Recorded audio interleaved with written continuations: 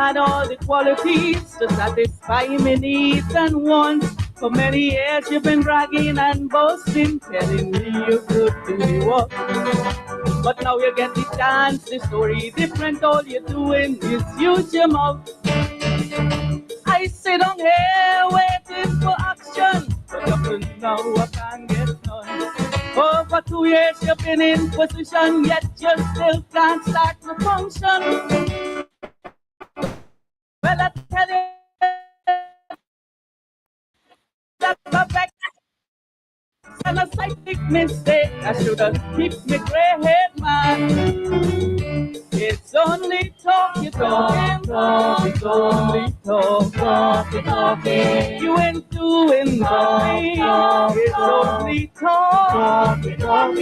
All this time I'm waiting, it's only words. Words alone can't do anything.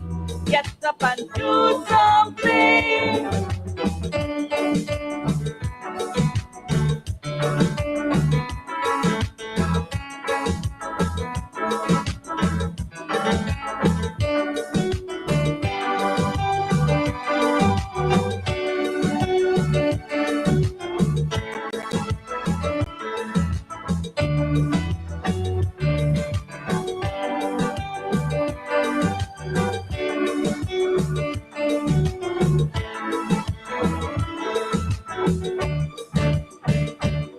Well, the fella that I had before you, he wasn't too bad, but a little bit slow. But the one before, he was something else. He was a master at using his tongue. Well, I know you and he was partners, and you must learn all of the tricks. Cause I noticed that you got the same practice every now and then, your mouth just slips. I thought you were my salvation, you would have lifted me out of despair.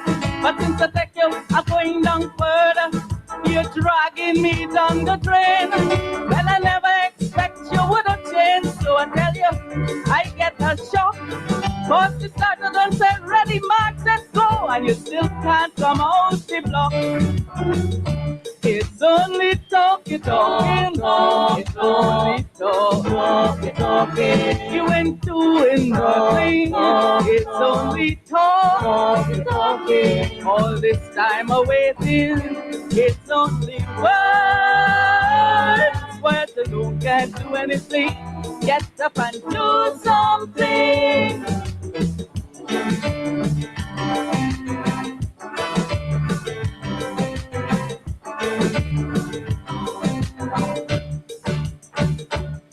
I didn't mean to criticize you in public, but you really give me no choice. I want you to start performing, but I only hearing your voice.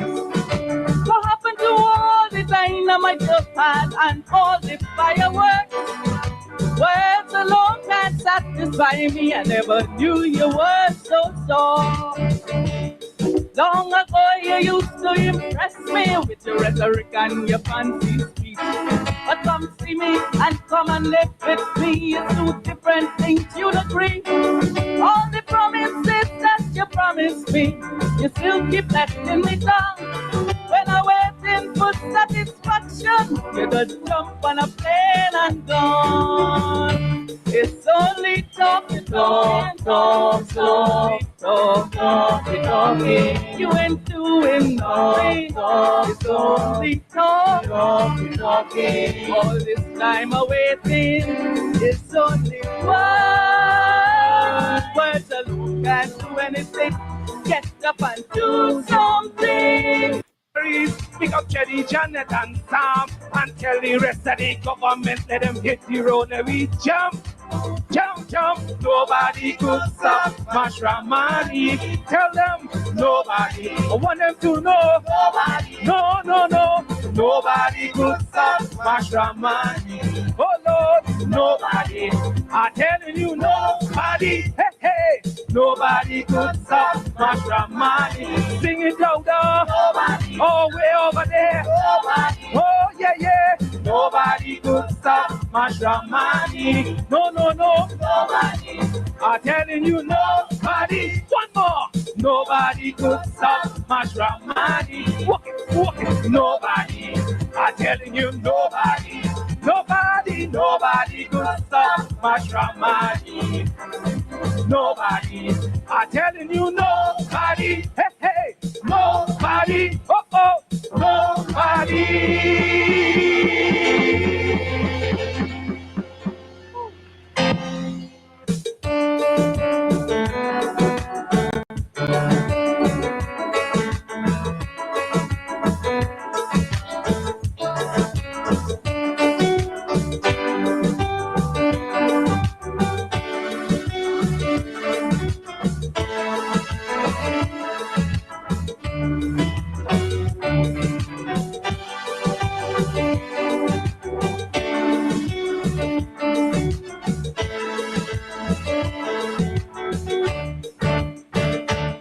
For such a long time you've been behind me, begging me to give you a chance, telling me I had all the qualities to satisfy my needs and wants. For many years you've been bragging and boasting, telling me you could do the work. But now you get the chance, the story different, all you're doing is use your mouth. I sit on here waiting for action, but up to now I can't get none. Over 2 years you've been in position, yet you still can't start to function. Well, I tell you that I'm vexed and I'm so frustrated, I want you to understand. Right now I think I make a big mistake, I should have kept me grey head man. It's only talk, you're talking, it's only talking. You ain't doing nothing, it's only talking. All this time I'm waiting, it's only words alone can't do anything. Get up and do something.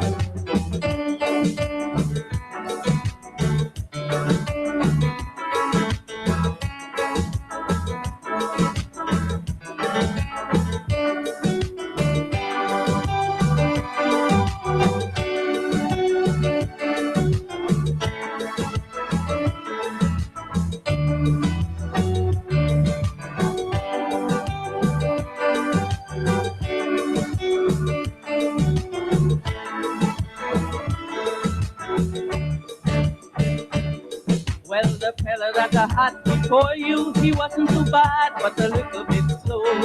But the one before, he was something else. He was a master at using his tongue.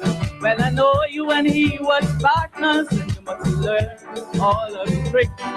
Cause I noticed that you got the same practice every now and then. Your mouth does slip. I thought you were my salvation, you would have lifted me out of despair. But since I take you, I'm going down further. You're dragging me down the drain. Well, I never expect you would have changed, so I tell you, I get a shock. Cause you started and said, ready, Mark, let's go, and you still can't come out the block. It's only talking, it's only talking. You ain't doing nothing, it's only talking. All this time I'm waiting, it's only words alone can't do anything. Get up and do something.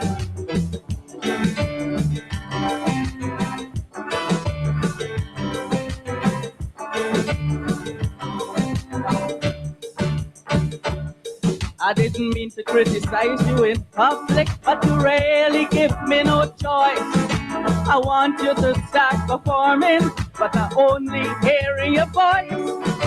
What happened to all the dynamite you've had and all the fireworks? Words alone can't satisfy me, I never knew you were so soft. Long ago you used to impress me with your rhetoric and your fancy speech. But come see me and come and live with me, it's two different things, you'd agree. All the promises that you promised me, you still keep letting me down. When I'm waiting for satisfaction, you just jump on a plane and gone. Oi, oi. It's only talk, you talking, you don't do nothing.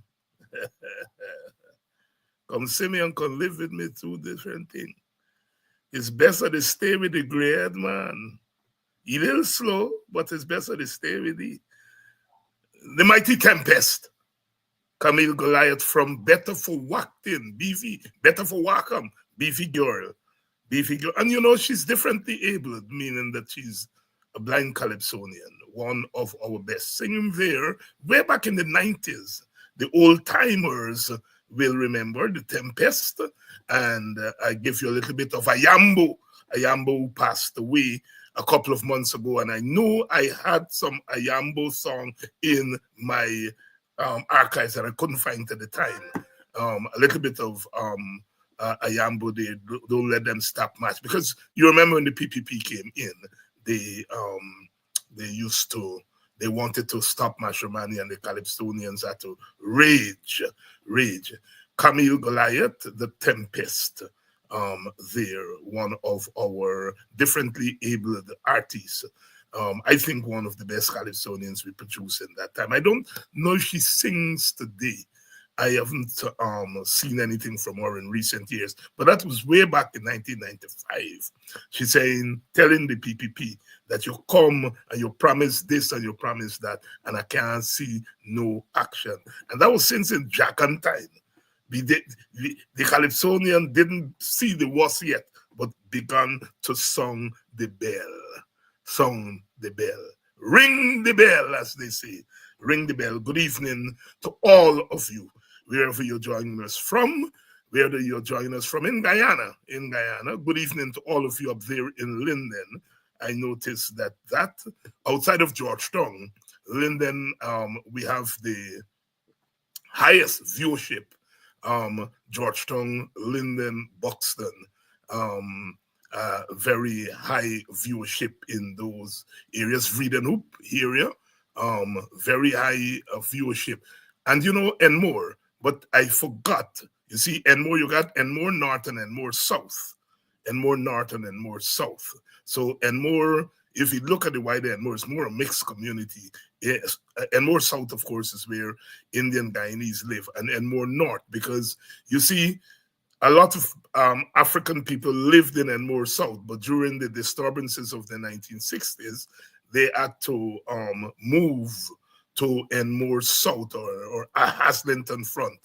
And on that note, I want to, my condolences go out to the Peterkin family. They're usually on this program in Joe's. Morna Peterkin, Sister Robin Simon, who's a younger sister, their mother passed away. And she was one of the persons who was rooted out.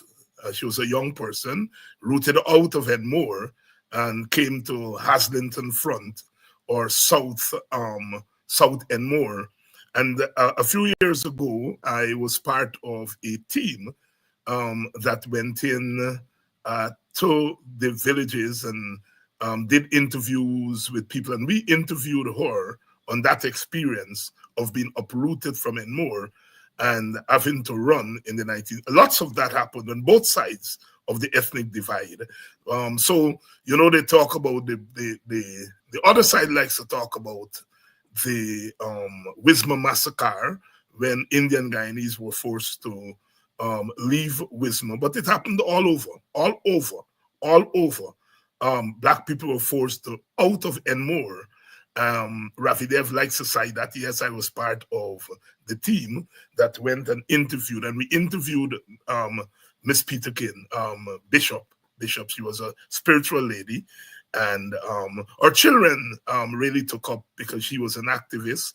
And our children, Morna Peterkin was a member of parliament, and Robin Simon is now part of the executive of the PNC. You all are familiar with Robin Simon. Our condolences go out to the family.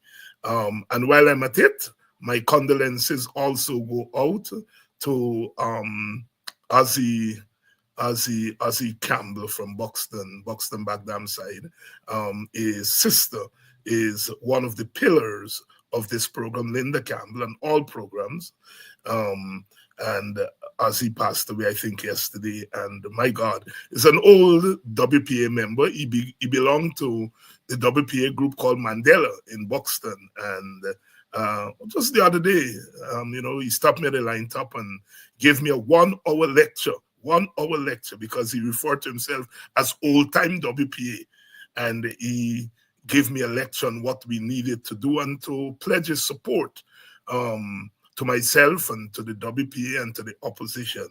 Relatively young man, just died.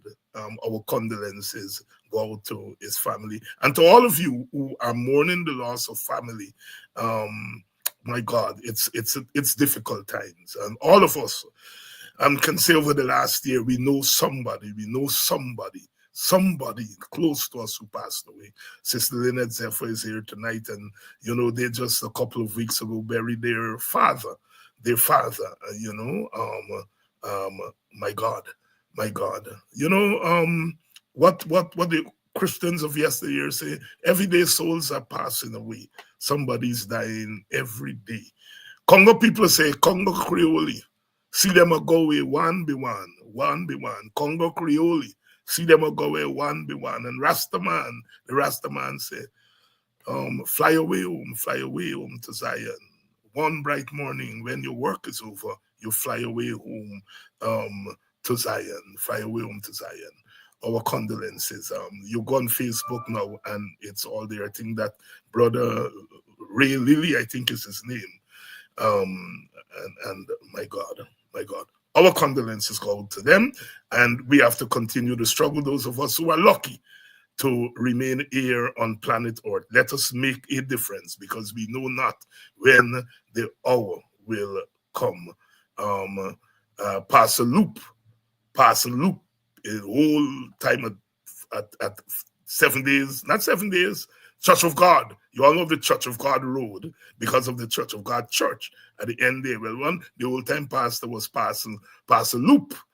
We used to say passing Luke. He said, today you bloom, tomorrow is gloom. That was part of it. He used to start all these sermons at funeral. Today you bloom, tomorrow is gloom. Life is like that. Our condolences go out to all the families who are mourning loved ones. We take our dead as seriously as we take the living, because they're going back to their ancestors. And it's a war good, Miss Peterkin, war good, Azzy, war good, all of you who have taken sudden flight and have gone back to the ancestors. Good evening, welcome, wherever you're joining us from, whether you're joining us from Guyana or you're joining us from outside of Guyana. Those of you joining us from our Caribbean, welcome. I know we have some people joining us from St. Vincent and the Grenadines. Welcome to Politics 101. We understand that there is a small but vibrant community there in St. Vincent, and we often don't give them the kind of respect and recognition. Those of you who are in St. Martin's, whether you're on the Dutch side or the other side, welcome to Politics 101, our sisters and brothers. I know that St. Kitts Nevis is in the house. Barbados is always in the house. Trinidad and Tobago, welcome. Those of you who join us from Grenada, the Spice Island, that's Dr. Adams Island, Grenada, the Spice Island.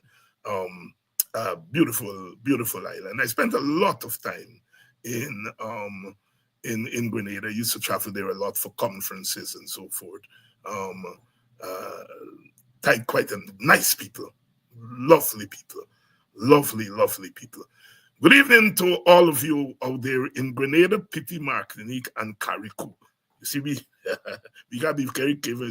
Trinidad and Tobago, Grenada, Piti, Martinique, and Carriacou, St. Vincent and the Grenadines, Bequia, and Union Island. No, lots of people in Union. Got to know them when I lived in Washington, D.C. lived in Washington, D.C., and my own family, one of my own family, has some Union Islanders. One of family member um, was married to a Union Islander, so I am quite familiar with that Grenadines Island. And of course, St. Kitts, Nevis. When I was a boy, we used to say St. Kitts, Nevis, and Anguilla until Anguilla seceded in 1967.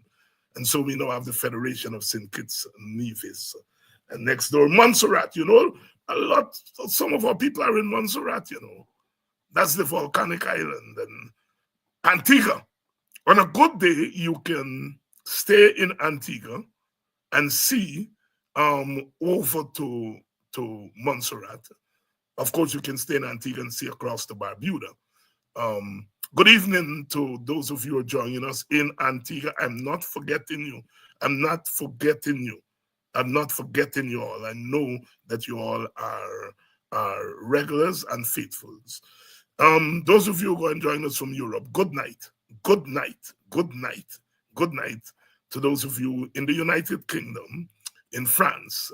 Good night. And in the Netherlands, I'm reliably informed that we have some late nighters, night riders out there in Europe. And those of you who join us from the mother country, Africa, Johannesburg.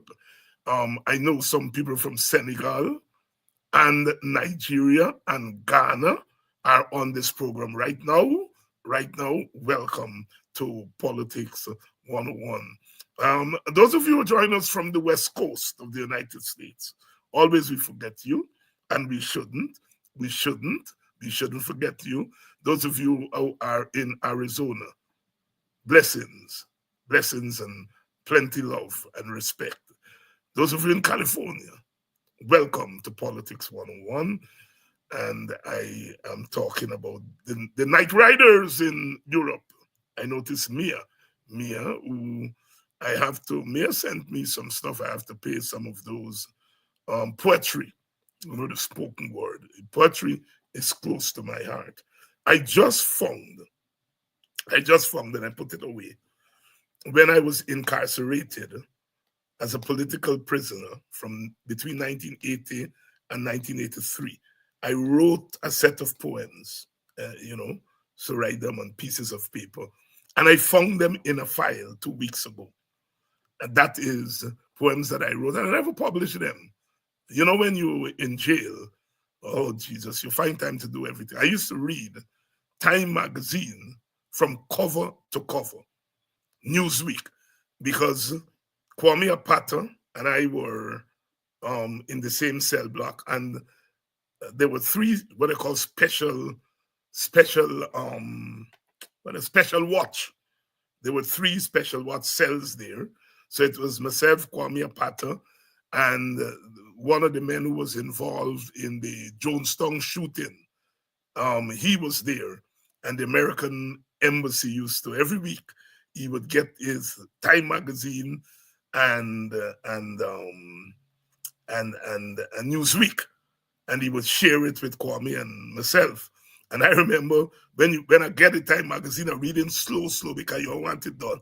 And then I used to read advertisement, everything, because when you're in that situation, you're in another world, and you would read everything that came your way. So I found that I think over 30 poems I wrote when I was in there, and I found the file. I put it away somewhere because I had to go back and see whether, when you look at what you write 30 odd years ago, you say, Lord God, was this me?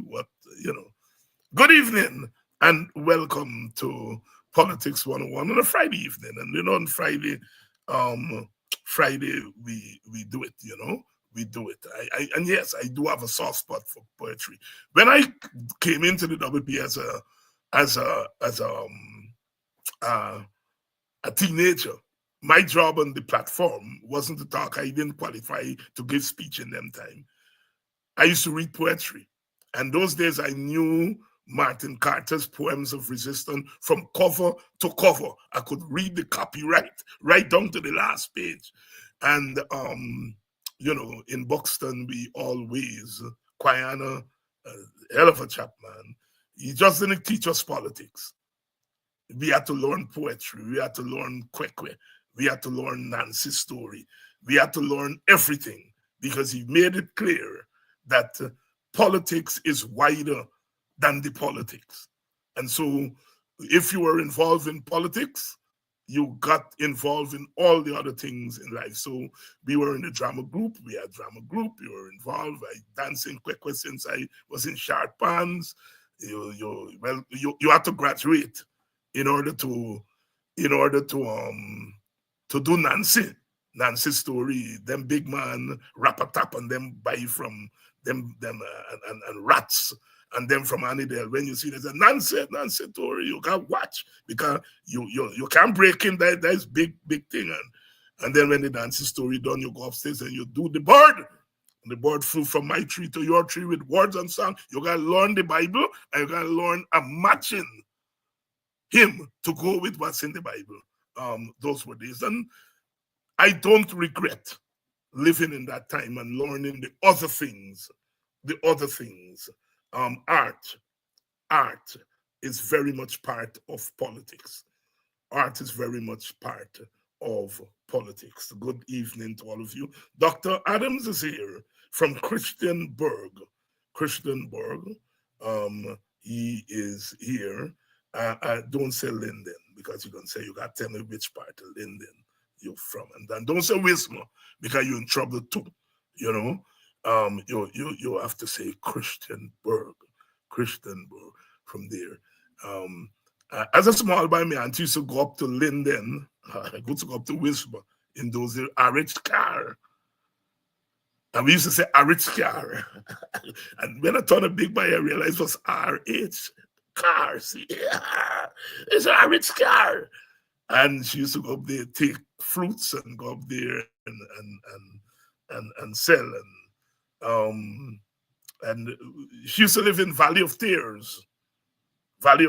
And I think I spent half of a school year, then went to school there, about 4 or 5 years old and so on. The coldest water was a little creek. Oh, Jesus Christ. I live in place with snow after them, but never see water cold more than them creek in Linden. Never feel.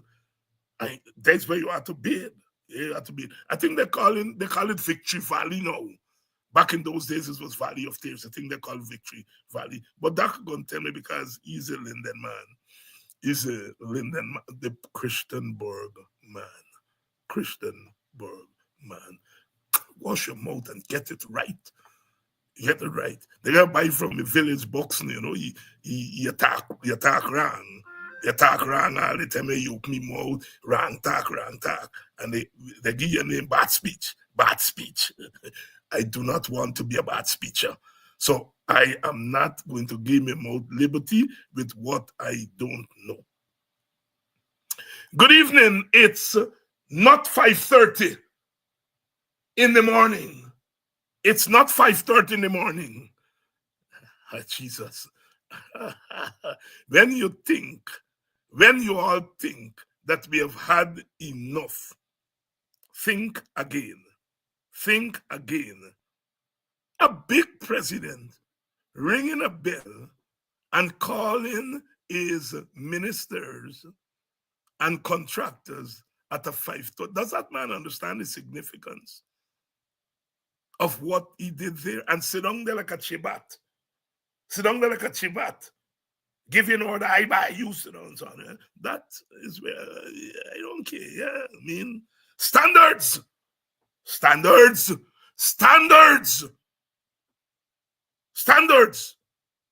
Mill Anderson's means a little buy. You may be poor. You may get one shot, one pants, and one yachting boots. One uniform. But standards. You sit down there and yet big man and big woman, no sir, yes sir. But what? Those people do anything for a penny, and then the government will force people, line them up, line them up, line them up. Say, and some stupid people of the president read the riot act. The riot act need to be read on the president.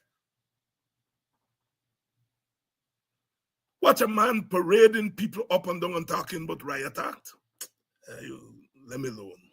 Let me alone, and don't get me started here tonight. Then, because I do not want to stain and to taint this good, decent man, Dr. Adams. He's a man who went to Ivy League school and he get a big edification, and I don't want to taint and stain. So you don't start to get me going with this 5:30 man. This 5:30 man. He's not 6 o'clock. 5:30. 5:30. Good evening, Gloria. You are at the gate. I am Gloria. It's a trooper. Good evening. Danet Booker. Danet Booker. Danet Booker, my good friend. Danet Booker is joining us from PA. Why? You don't make joke, you know, that this Danet live in Pennsylvania. She didn't then said, Dr. Hines, I'm joining from Pennsylvania. I join from PA. Yeah, you think you a doctor and you mouth can think? Me bad. I'm joining from PA. Good evening, Danet. Danet, you've been missing in action.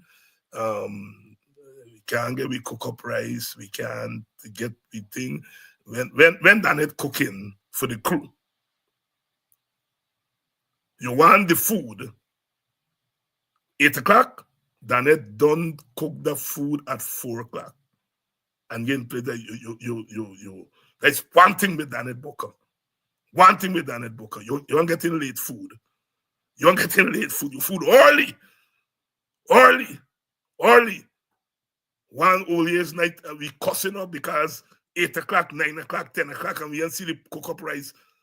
Me call Danet. Me say, Danet, what happened? Danet say, me get me some other food since 4 o'clock. She don't make joke. Danet Booker, my friend, and she little sister officer, Denise Booker. They're part owners of this program. Welcome to Politics 101. I love you all, and whether you all want to love me or not, you all got to love me, because this is a work of love and we are in this together. Cheryl Glenn, Cheryl. Good evening, Cheryl. Good evening, Maxine. Good evening, Troy. Good evening, Marla. Rastaman is here. Rastaman don't go back. Always forward. We forward in this generation, says Bob Marley. Rastaman. You know, Rasta, you don't play with the Rastaman, because the Rastaman is the man of wisdom.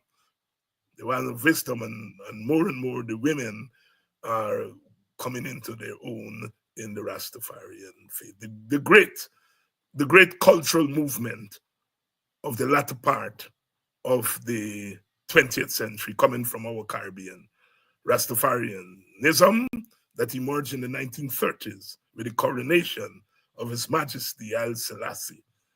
And it was a prediction that was made by Marcus Garvey in a play he wrote, and said, an African king shall arise from the east. And when the people in Jamaica, they heard on the radio that Haile Selassie was being coronated, and his name before Haile Selassie was Ras Tafari. And they said, that is Garvey's prophecy of a king, and they embrace Haile Selassie. By then he became Haile Selassie, but they named themselves after him, Ras Tafari. Rastafari. So Garvey, the first prophet of the Rastafarians, first prophet of the Rastafari. Leonard Howell, the founder, leader of the Rastafari movement, They put him in jail for madness. Believe it or not, they charge him in Jamaica and put him in jail, charge him for being mad. Because to have founded the Rastafari movement, they say, you gotta be mad. And they charge him for madness. Dementia was a crime. A crime. So those of you who are Rastas now, wearing your locks and doing your thing, it ain't come easy. Black Stalin said nothing ain't come easy. They jailed him and he died in jail, Bellevue. They jailed him at the madhouse, Bellevue. Bellevue in Jamaica. Leonard Howell, the founder, leader of the Rastafari movement. Founder leader, of course, the deity, His Majesty, Haile Selassie. Good evening and welcome to Politics 101. I think we are ready. We are ready. We are ready to roll. We're ready to roll. Dr. Adams. Good night, Dr. Hines, and welcome to our great listeners, just our special listeners, because this is a Friday night, and our listeners could find other things to do rather than come and listen to the two of us. But my bums was raised when you start talking about Christianborg and the kind of life, not only at Christianborg, because I know you experience the same thing. You talk about that cold water. I remember as a little boy, that's what we had to do. We had the same kind of situation in Christianborg. You get up early in the morning, you got to go, and you got to fetch water. And when you go to that spring, what we used to do, there's water that coming through the hill, and then we would dig a pond. So we would go to the pond, and then we would collect the water in the bucket. But then you got to take of course, that's where you take your bath. Dr. Hines, used to be the hardest thing is that first bowl of water that you so put in your skin. That first bowl, yeah,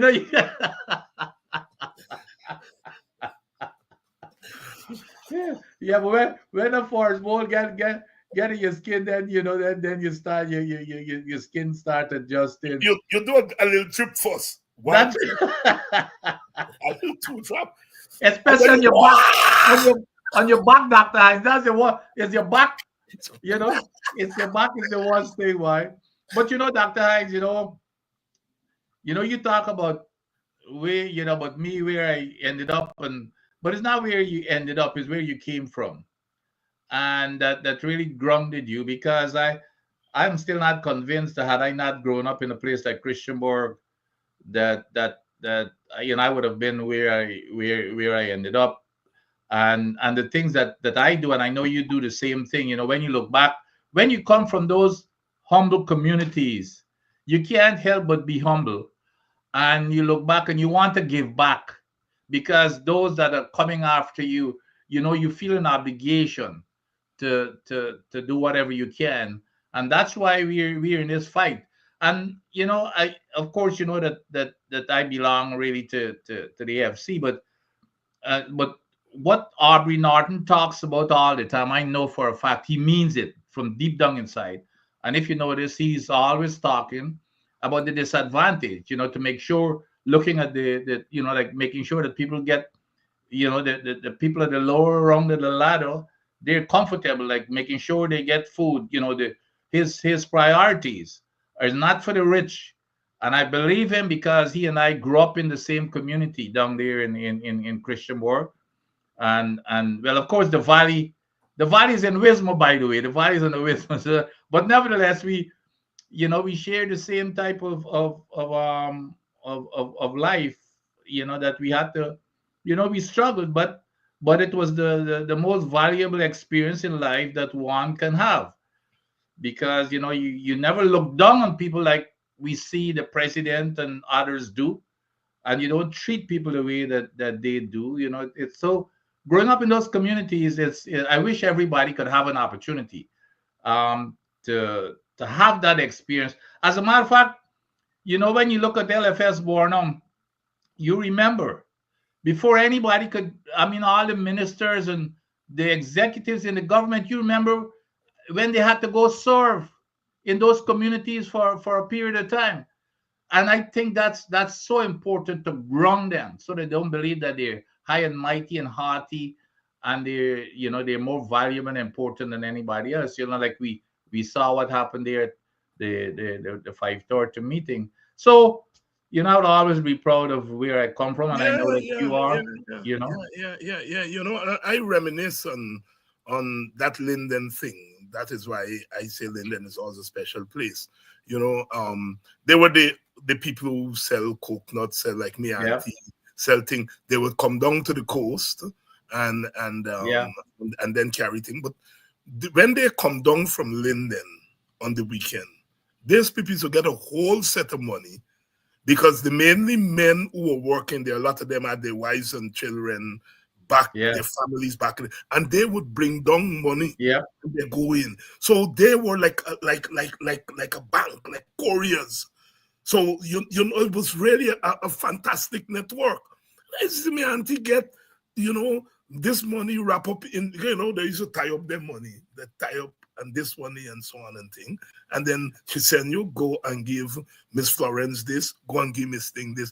And they never really say, but as you grow up, you begin to realize don't you bring down those people money to give them. And I, yeah. you And go and Dr. Hines, and it used to be amazing. Well, when I was a little boy, I only used to come to town a little by 13, 14, because I used to play cricket for Mackenzie. But so RH car used to leave at I think 5:30 in the afternoon yes, when everybody knock off. right. Well, of course, and that is why Linden, if you look at Linden is made up mostly from people from the East Coast all the way up to West Yes, Berbice. puppies. Yes. But when you land in Georgetown, I remember the Sproston's Wharf at 11 o'clock or so in the night. All of them taxi men is share East Coast. They're going Yeah. East Coast up all the way up to West Berbice. I mean, Yes. because all the guys, the husbands and stuff, they coming down on the weekend because they used to get paid. I think they used to get paid on Friday, as a matter of fact, if I Right. can remember. Yes. They Yes. get Yes. paid, so they're bringing down the money for the family, and then there was a 3 o'clock boat, RH car, 3 o'clock from Georgetown on Sundays to because they got to get up back by Get up back. Monday. Yes, for Monday. For Monday So work. it was a that was where of course that was where the money was. But the other thing about it, Dr. Hines, when we look back, here is this community. Linden used to carry the country. It Yep. wasn't sugar. A lot of people, never bauxite used to carry Guyana on its backs. So when I hear, I see the way that they treat Linden and the people from Linden, and all the ridicules and everything that you hear from this government. Linden used to be carrying the country of Guyana. Yes, and the bauxite that we had in those times, that calcite bauxite, we had the Yeah. best grade. It was Yep. Jamaica, Guyana, and Suriname as the Yep. best grade of that bauxite. And the wealth that Jamaica, Guyana, and Suriname had in those early years came from bauxite. It came Yep. from bauxite. Jamaica pivot out of sugar. Out of sugar, long time it was through bauxite and tourism and banana, bauxite tourism and banana, and they got out of sugar early Yep. o'clock. Guyana remained in sugar for obvious reasons, political reasons, Yeah. um, but the country was carried by bauxite there in the 1960s and the 70s. That was the place to be. I was telling my brother the other day that a countryman that we had used to walk up in Linden, and he said he saw him, and he said, "David, tell me about Linden." He said, "Boy, Linden, that was the place to be. You had Yeah. everything there, plenty money, The plenty." money man, boy, the money man. Money man. Plenty money, plenty ladies, plenty everything. You were the king those days. Yeah, yeah, yeah, yeah. Living. Those Doctor, were the days, the doctor, good, the good old days. this 530 story, talk me through it. Talk me through this 530 thing. Well, we know what it was, okay?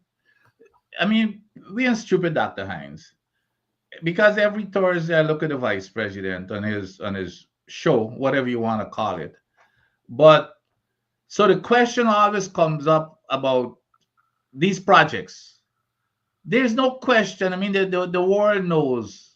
I don't think there's a single Guyanese except for the sycophants, for these guys who are not convinced about the corruption and everything in these projects. So that's a gimme. But what they've done now, he tries answering it because up to two two Thursdays ago, he couldn't. He brought his thing on Thursday. He brought a document and he was waving it, saying that they're following all the processes and everything else, so they were happy. Of course, he knows that nobody is gonna take that. So what this was a show because of the pressure to put on this show now, the charade, so that people are gonna look at it and say, "Oh gosh, you know what? Which is exactly how he tried to sell it yesterday, by the way, on his thing. Well, you see, we were open. we were open, and it shows it that we got on to high, and we bringing it to the fore. Well, if you want to bring it to the fore, and you want to expose your ministers from your ministers right now, why didn't you do it 4 years ago?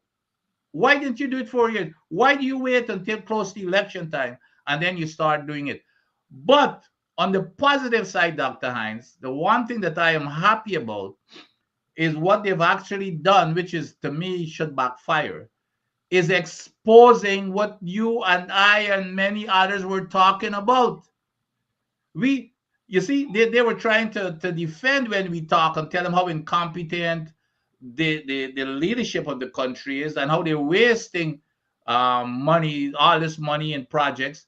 But what they came, and it was an admission, the president himself admitted that is exactly what we've been saying that is coming to light. So that came to light, and then the way that he treated the other thing that which was kind of funny, and I enjoyed, as a matter of fact, is how he berated those who are so believe that they're so big and powerful, and they treat others under them, such as Priya Manichan, such as Juan Edgil, and even the finance minister. And he really dressed them down. And Edgil, I mean, the thing is, I don't know if you remember that clip that I would never forget. When he was, when an engineer was he and a contractor were disputing Yeah. each other. The contractor said he got the contractor said, "I never got your letter to start." He's saying he got the letter. Ejel comes up now. I don't know if he believed he would have gotten points from the president. Oh, Mr. President, they've got bad blood between them. Well, we should be calling Ejel bad blood Ejel from now on. He stands up and he said, "Well, they've got really bad blood between them, and I have to call them in my heart." Now, why would you want to stand up there to make an excuse to tell the press something as foolish as that, and the president just let him have it? The president said, basically, the president said, "I'm surprised that you getting up to tell me about bad blood. Is you running your projects with bad blood?" I mean, it was so. You talk about humiliating, but it exposed the incompetence of these ministers. So that's the one positive that I was happy about, Dr. Hines. And it's the whole nation saw for themselves, and now they're trying to backpedal, like the vice president was doing yesterday. Well, this year, this year is open. The PNC would have never done that. Well, there's no reason, because we would have never been in that at that stage, and we would have managed our project differently. But they've been hiding stuff, wasting money, and the pressure got too close to them, too much to them. Elections are coming up, so they decide to put on this show, and that's what it is, Doctor Hines. That's what it is. That's what it is. Dr. Vincent Adams here tonight on Politics 101, talking about that 5:30 thing, Sister Coretta McDonald calls it the masquerade. The masquerade. And I mean, all we like masquerade is part of our folk art, part of our folk culture. But it's not so much the masqueraders that we are seeing. It's the whole thing about the masquerade being a mask. So It's not the guy under the costume you're seeing. You're seeing the mask and Yeah. the whole notion of masking. And what they are trying to do there is to mask their own incompetence. And Dr. Adams, I so want to ask you, we see Jack Dio saying, well, I don't mind biometrics, but it must not be used. All of a sudden the big bad wolf is kind of simmering down to some of the things. He's not saying, well, I for this thing what the opposition said, but the BT biting. More. Well, As Lil I Mike ain't used up. to say, I the ain't up BT for long. I ain't up for long time. No, but no question. I mean, Dr. Hines, everything is hitting these guys between the eyes right now. They're in a panic. Today, for example, Dr. Hines, today, for the very first time, you know what he did? He never did this before. I started looking at it, but I gotta go back. Of course, Arby Norton had his press conference today. Jagdeo had his yesterday. Jagdeo came back today Oh, to you come back today and add another one? yeah, I'm sure that's what I saw up there. But I'm gonna look. Yeah, so they are in a major panic. Of course, the AFC had we had ours this morning. So the guys they are in a panic, doctor. And so that's what this whole thing about biometrics and stuff. Remember, Dr. Hines, these were the same guys who were kicking and screaming for biometrics when they were on the other side. And you know what he said last week, Dr. Hines, which was so laughable? The man said his meaning of biometrics is different to what the opposition is saying. Yes, I I mean, heard him. I heard how him. far could these guys how far could these guys take their hoax and their lies? How far could they take it? Well, his meaning of a biometric is different to what the opposition to what the opposition mean. But that's what's going on here, Doctor. It's panic. It's panic street. And the thing is, what's hitting them between the eyes is the same things that they've been clamoring for. The other thing is that renegotiation. The thing that they're fighting for, biometrics, renegotiation, and all this kind. It's now coming, but it's the same thing that the opposition is saying. This is what's needed, and they cannot get out of the jam as to coming up with a credible answer to things. So you're right. I guess the BT biting them. The BT biting them. Dr. Adams, I thought about playing the clip by Motilak, um, Nandlal, in which he went after the AFC and the WPA for talking about the referendum. And then Jack Dio weighed in on it yesterday. But Jack Dio, there are a couple of things. One, Nandlal response to the AFC and the WPA is not to interrogate the proposal. It is to criticize them. WPA and got members. AFC executive is so cuss out. So they're not answering our proposals. They're not interrogating. And Nandlal said, let me deal with the messengers. So not the message. All right? But what was interesting yesterday is Jack Dio disassociated himself from Nandlal. He said Nandlal was speaking for himself. Well, I couldn't believe he did that too. I couldn't believe. Talk to us. Talk to us. There's so many sides to this foolishness. Okay, and I've said already that Nandlal is not deserving of that position. He's been a major disappointment, and he's one of the biggest hypocrites they are in that government. We know about Jagdi already. So the first thing is Nandlal is saying it's a waste of time because you've got to get you got to get Exxon to agree. Well, that's not news. Everybody knows that it's in clause 32.1. We know that. That's not the issue. The issue is you were before you got into government, you were shouting from the rooftop, you and Jagdio and the president after he got into office say that how the opposition sold out the nation's patrimony, and as soon as you get into office, you're gonna renegotiate the contract, and every Guyanese should be sad. Listen to this. Every Guyanese should be sad at every discovery. How come they're not sad? Nothing has changed, but they're not sad. They're jumping for joy every day as long as they're filling their friends and family's pockets. So for him to come now, the question should be asked, Dr. Hines, is he speaking for Exxon? Is he, which is what he's been doing? You remember the That's right. parent company That's right. guarantee? That's right. That Yes. he jumped on Exxon's side. So is he speaking for Exxon when he says, well, we they're not going to agree to it? Basically, that's what he's saying, that Yes. we're going to be wasting time. And so we shouldn't do it. We should do And nothing. so we shouldn't do it. Is he speaking for Exxon? Yes. Because the first thing we should do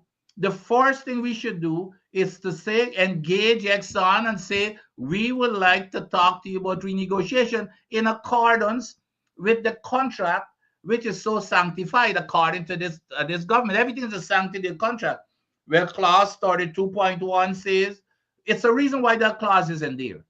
If which is what they're trying to say, well, there's no way that you can have renegotiation. If that was the case, the clause would not have been in the contract. It says you can change the contract except that you've got to have consensus from both parties. Well, what is stopping us with all the bravado? What is stopping this government from engaging Exxon to say, we would like to talk to you about renegotiation, when Jack Dio himself in his you remember his firebrand red short, he's on video. He himself, he was screaming from the rooftop that we will negotiate. What is stopping you? So that's the first question.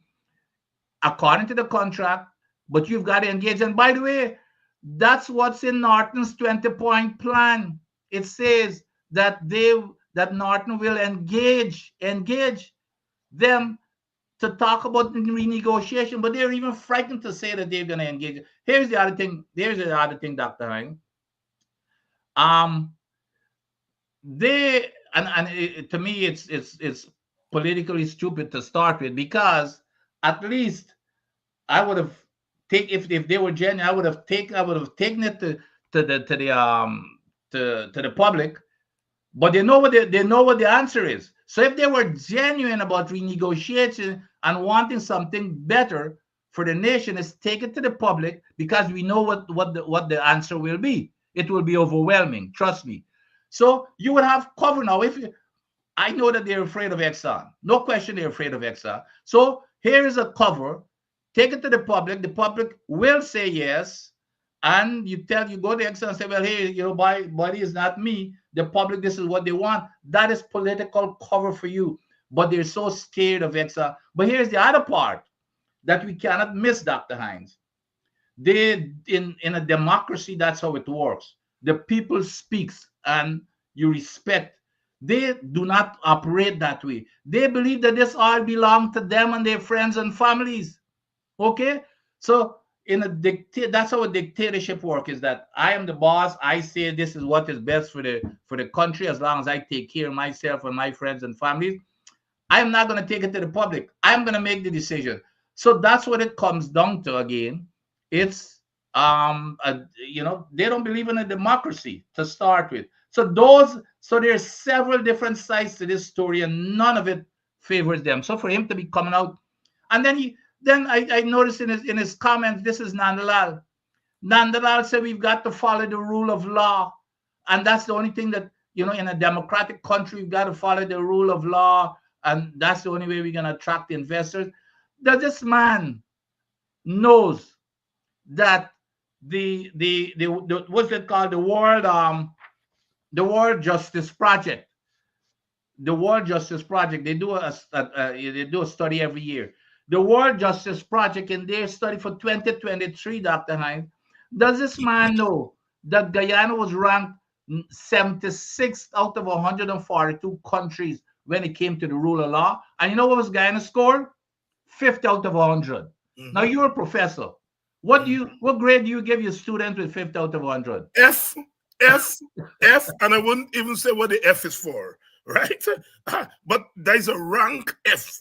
Exactly. And that is what says the ignorance. No, but I don't even think it's ignorance. I think, well, it's a mixture.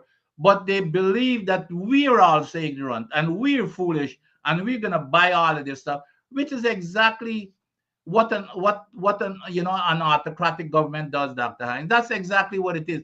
They're a dictatorship. They do not believe in the people's opinion. They don't believe that that's where the power should be. We're gonna make this decision, and so that's the big excuses they're coming up with to try to get away from this referendum. Yeah, and they're trying to make us look anti-Exxon. And Yep, I yep, think that is something that we have to call them out on. As yep. if they are pro-Exxon. They are pro foreign direct investment, and we are against direct investment. We are not. We Which is are not. nonsense. We are not Nope, against investment, and we should not be against investment. All nope. we are saying is that when the contract was signed, we did not have the kind of muscle that we now have.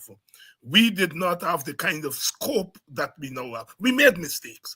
I think Sure. we should have had more of our experts at the table. We should have done much more research and so on and so forth. I understand all that. But the point is that in 2016, when that PSA was signed, we did not have the leverage that we have now. We didn't even know how much oil that we had there reserve. Yep. Now we know how much oil reserve we have. And now we know that we have more leverage now. The point is to use your leverage. Our people are now much more educated about oil contracts, Yep. thanks to people like you and so on. Right? So why don't you use that? Not to be anti-Exxon, because we need Exxon, but Exxon needs us too. That's Let right. us use our leverage to get a little bit more, not to chase away Exxon. I don't want Exxon to be chased away. I No. don't. I But don't. I but don't here's want to. I don't want to pick a fight with Exxon. nope, nope. What But I want is for Exxon to recognize our right to our patrimony, and for us to recognize Exxon more than usefulness in helping us to get the oil out of the ground. Because I do not absolutely. believe that the oil should stay in the ground. I'm not Nope, one of nope. those. I totally agree. But And so we are not anti-Exxon. Yes, go yep. ahead, Doc. No, but and what you were saying there is exactly correct. Look, Exxon, I've worked with these guys. That was my job in the United States. Okay.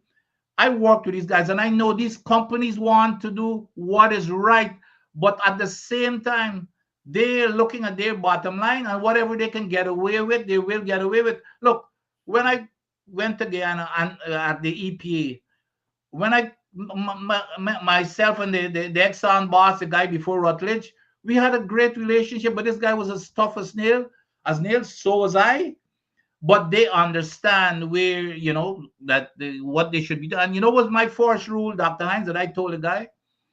I said, we will not accept anything less than what you have to abide with in the United States.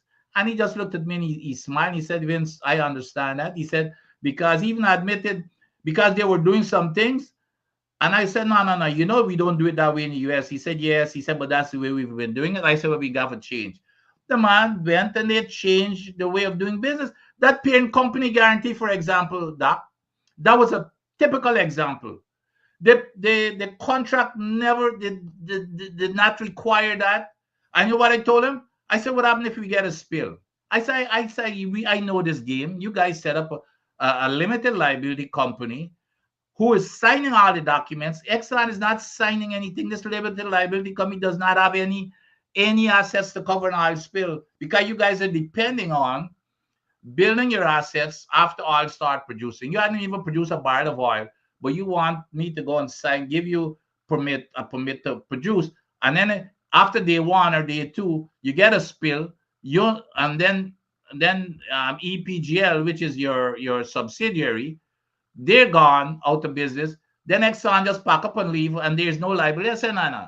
I said, I want a parent company guarantee, meaning the parent of that limited liability company has to very push back for it. But he realized, I said, or else you will not produce a barrel of oil.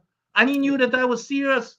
Right, The next thing I know, within a few days, they sign up. But my point is, they want to do the right thing and what is fair.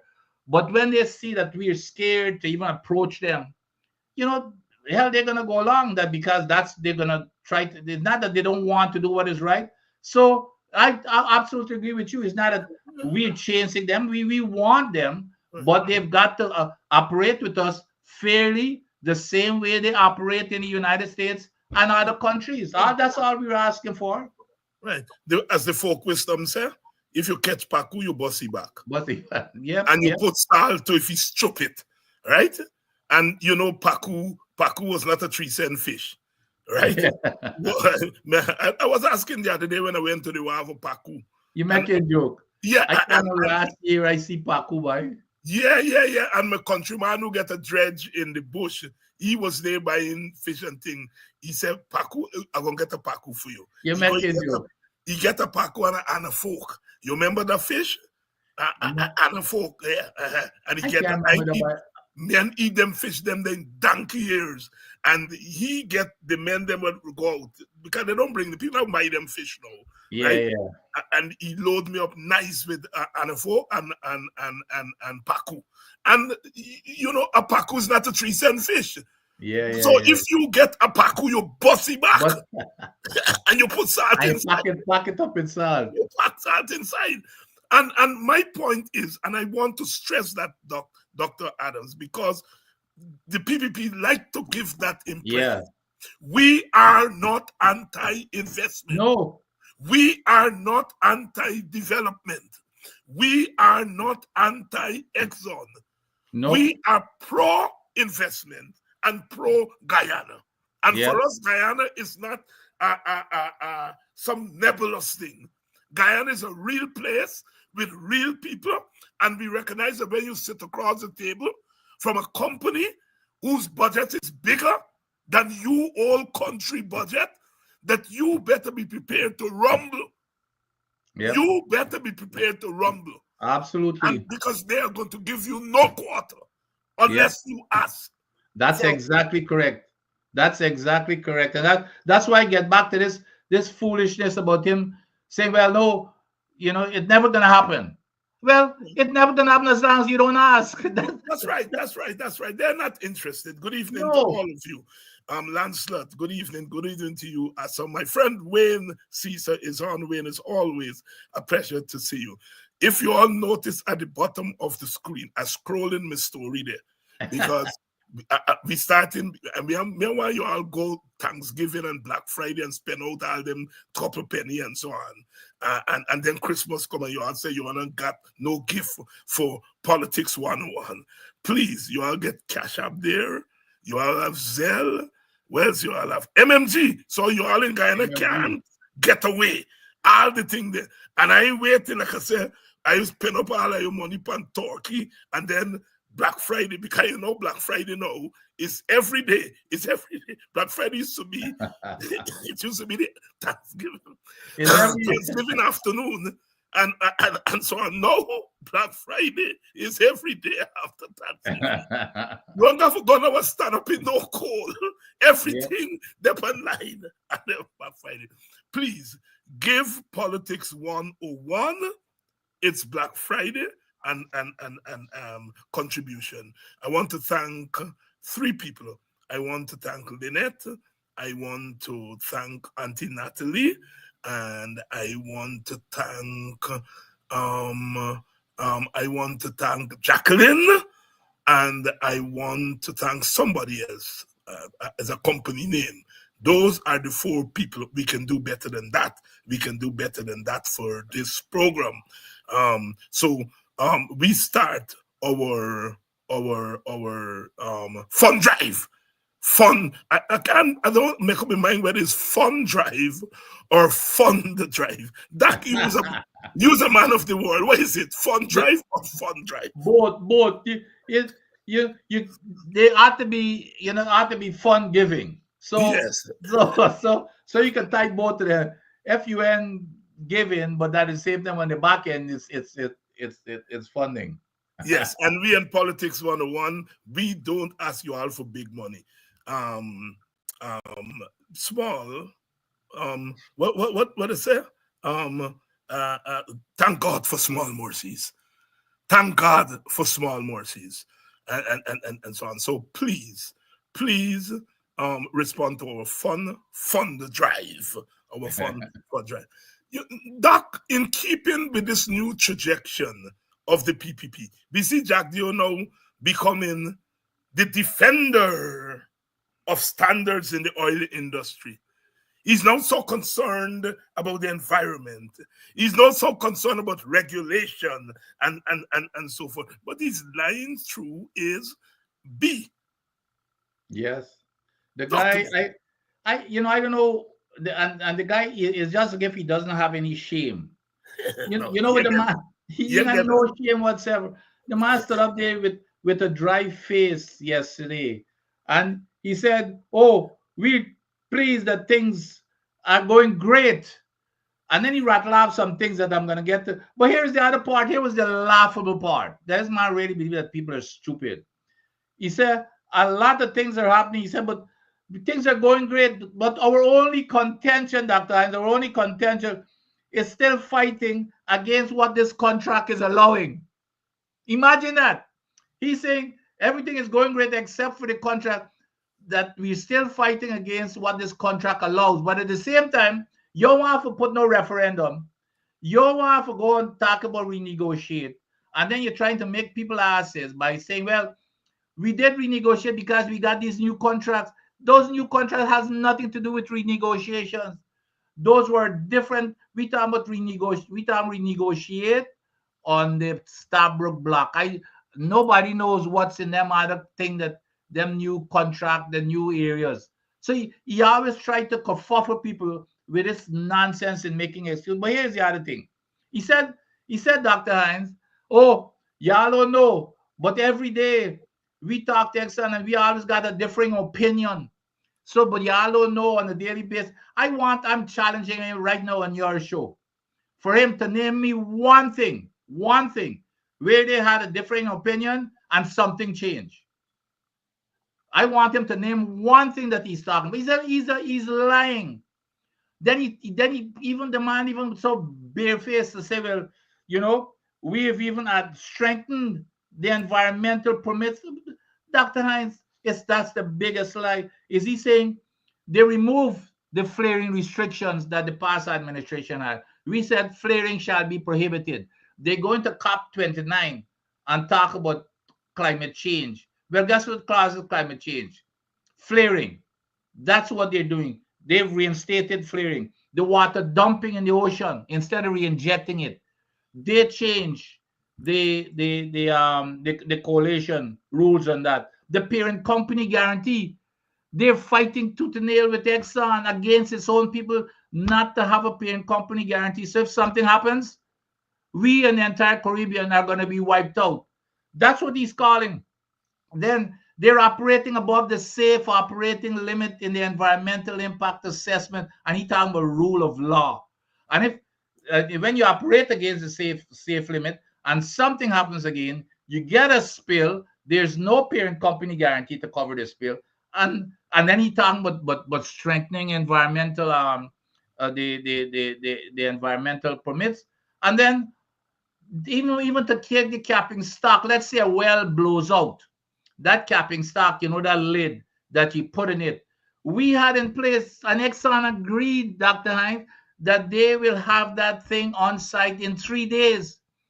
When they got into office, they tripled it to 9 days. Yeah. So you can have a potential of 6 days of hundreds of thousands of barrels of oil gushing into the ocean. Right. And this man is talking about what strengthening and permits. That's what we're dealing with. This man is a liar, and he lie. They cannot be trusted to lead this country, Dr. Hines. Cannot be trusted to lead this country. Good evening to all of you.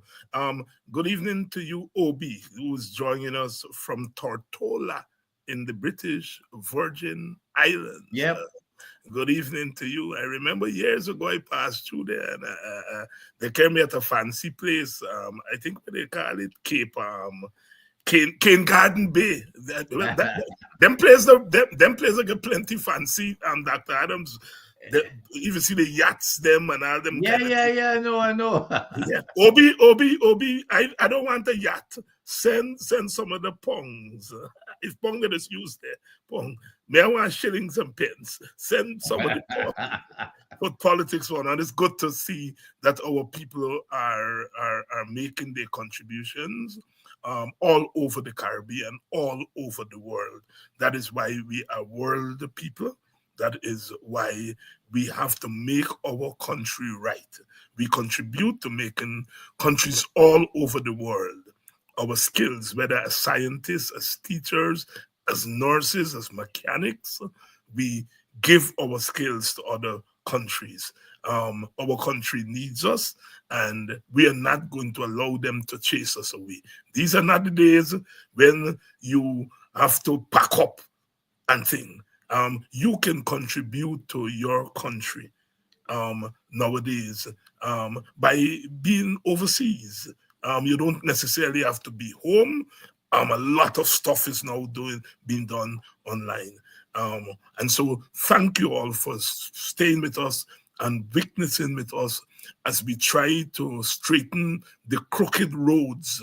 And I don't mean it literally, I'm talking here uh, uh, uh, not literally, figuratively, and so because we got work to do and we got to prepare ourselves. Now, Jack Dio is saying yesterday there, Doc, that we frighten election.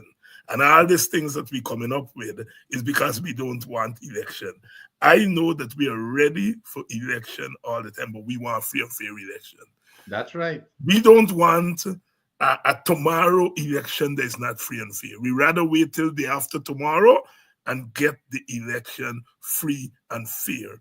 And we have to make it pellucidly clear to him that you all are not going to rig this election. Vincent Alexander was here last night, as he has been doing now, Yeah. speaking out. Sometimes he's a lone voice in the wilderness.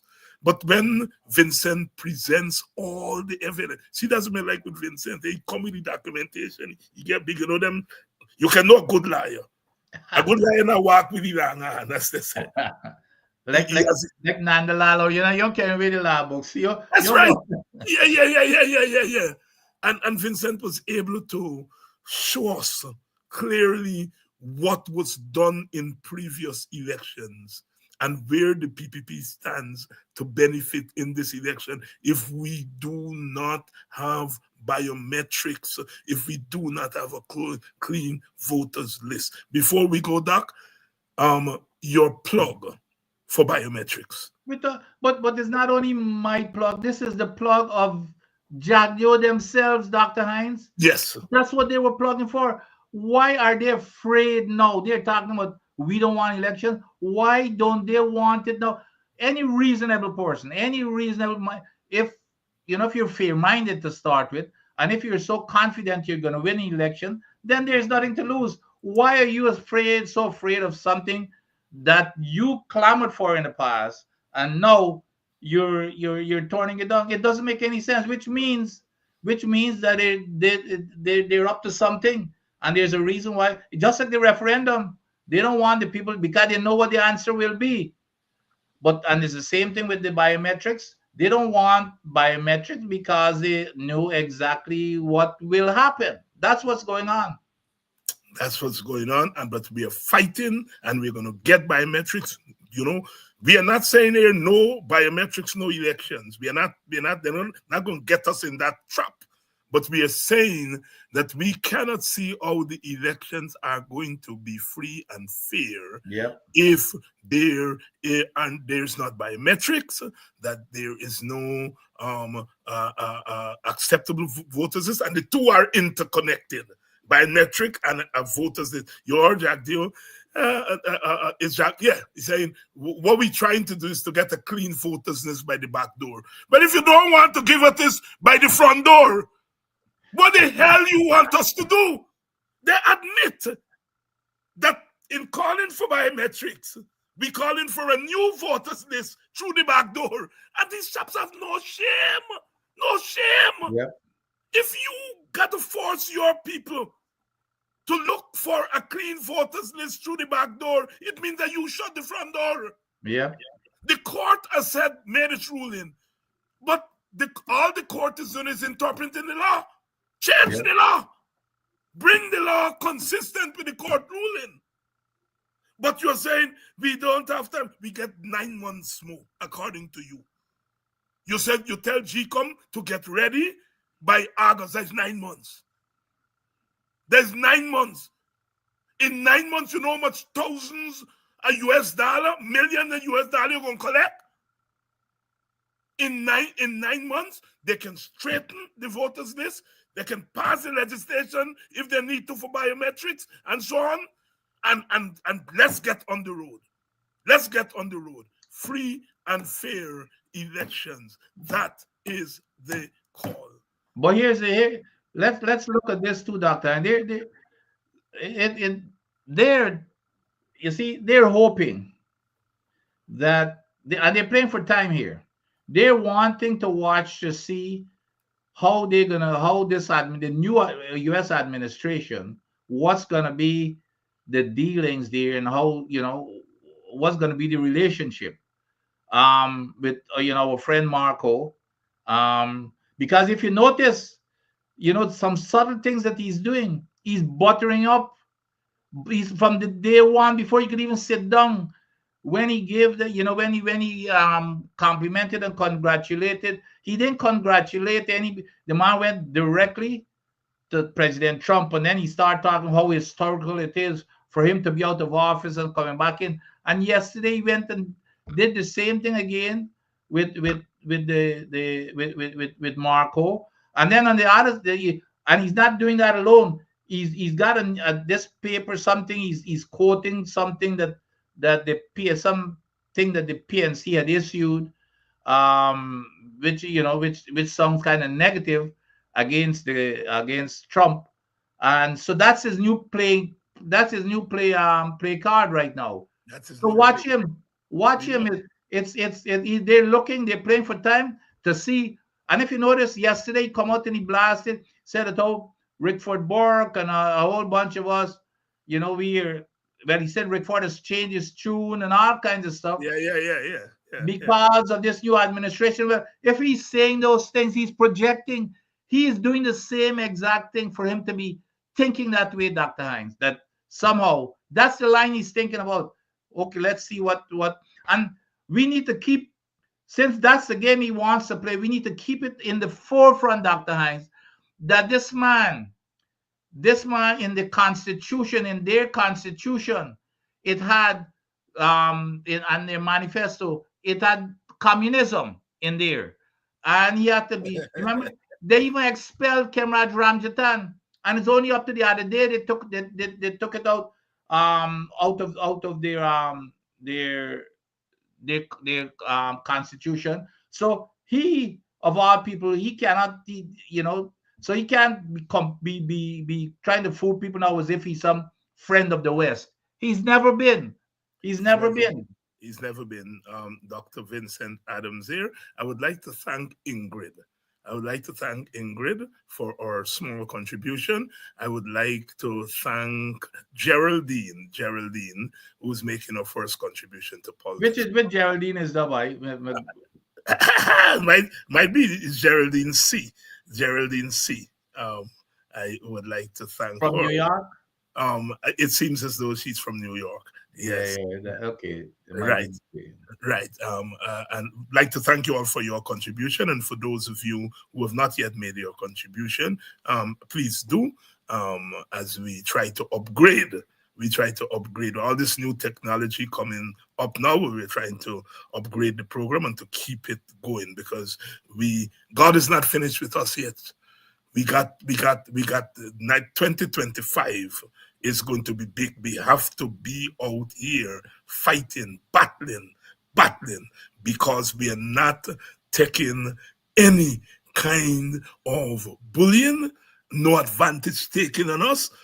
We are going to be blazing as we enter 2025. So please make your contribution, and let us continue the struggle. My brother, your closing thoughts.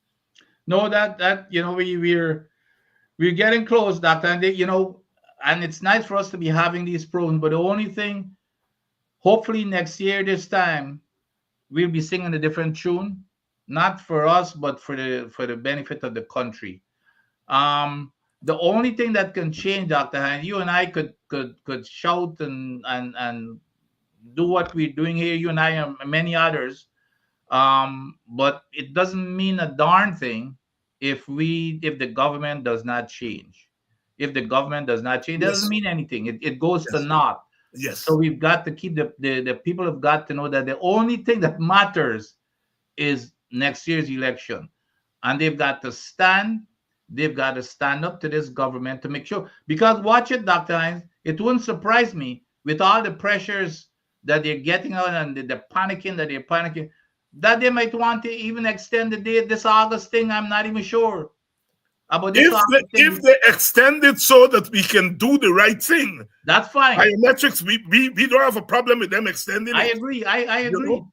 But But our bottom line is that we have to have a yeah, level playing field. We have to have a level watch playing them field. with their gimmickry. Do you? Yeah, that's. But I think we just got to continue what we're doing. But the most important thing is us getting them out of office Yes, whenever it is next year. yes. That's the most important thing. What they have shown is that without power in our hands, we are not going to be able Absolutely. to And Dr. Hines, if the people believe that this is bad now, if they get back into office, they're gonna look at it as a referendum that then it's gonna be 10 times worse than what's happening. You talk about an autocracy, it's gonna be much more than that if they get back into office. I It, completely agree with you. yeah, absolutely. Completely agree with you. If they get back in office, cactus and pepper. Any cactus and pepper got come from our this side. They got to come from our side. Our side. We are on a mission, my brother. My brothers and sisters in the audience, we are on a mission. And we are fighting on many fronts. We have to fight fair among our supporters, among the larger society. We have to fight corruption. We have to fight nepotism. We have to fight ignorance. We have to fight autocracy. We have to fight injustice. We got word yesterday that Quindon Backer's family has been given a monetary reward by the court. By the court. The last time them buy that they shoot up in Linden, they give them a 1 million, the family. The court said $24 million for the Bai family. There is no price tag you can put to a life. But what the court has done is to put the burden on the state for that young man's life. And that's what we've been saying all the time. You go wrong, you're killing black people, children. And the court has weighed in and said the state has taken the life of a beautiful young boy, Quindon Bacchus. And they've given his family a monetary reward. Again, we say we are not screaming because of the monetary reward. We are screaming because it represents justice. It represents justice. It represents that we have a state that is going around killing people, children, and it has to stop. And that signal from the court, some little justice. That lady will never have a son there. That little child, his little daughter, she will never have a father around. The father will not have a son around. The grandmother will not have a grandson around. The people of Aslington, Golden Grove, Nabaklis will not have one of their young people to contribute to that community. But God not sleep. He not sleep. And the court has ruled that he must pay $24 million to his family. It's a step. It's a step. It doesn't represent the fullness of justice, but it recognizes the role of the state. I tell you, Doc, that your last statement or your closing statement, your comments on this Yeah, development. no, that's great. But just to in terms of justice, again, it's not as bad as that in terms of a death. But also David Patterson won his case. You remember Yes, when he, he won his case. Yes, yes, yes. that's right, he won his case in the name of justice. So we there are little signs here and there, but Yes, but yes. we We're talking about the prevention of David from traveling last year to go to that conference in yep. Washington, D.C., and the court has ruled in favor of David. You know, I just tell you all on this program, I know you all just get vexed with the courts. I know you all just get vexed with CARICOM, but do not throw the baby with the bath water. All right? You can disagree with the ruling of the court, but we must not be in the business of tearing down institutions that we have taken generations to build. All right? And the wheel of justice will eventually turn. It turns slowly, said Dr. King. The wheel of justice turns slowly. There's no, there's no, it's no coincidence that Dr. Adams got Dr. King picture on his background, and I got Dr. King at this side, Dr. King there, Dr. That's King, right. and he was no Uncle Tom. He believed in nonviolence, but he was the baddest brother of the 20th century. He was the baddest brother, and we had some bad brothers and sisters in the latter part of the 20th century, in the Caribbean, in Latin America, in the United States, in Africa. But Dr. King is the baddest of them all. All right? He showed what you can do, sometimes with words and his commitment. When he died at age 39, he had the heart of a 75-year-old. He carried the burden of Black America and the rest of the world, the rest of the Black world, on his shoulders. Yep. And so he said, the arc of justice turns slowly, but eventually it goes in the direction of justice. Yep. It goes in the direction of justice. My brother, it's always a pleasure to share Same here. this platform with you. Joy Yeah. and hope. Joy Hope. and hope. Keep And hope alive. Keep hope alive. and those of you and like myself who have managed through luck and persistence to bolt the gate of poverty and injustice, that we come back to join with our people to fight Yep. poverty and justice, and to flatten that gate,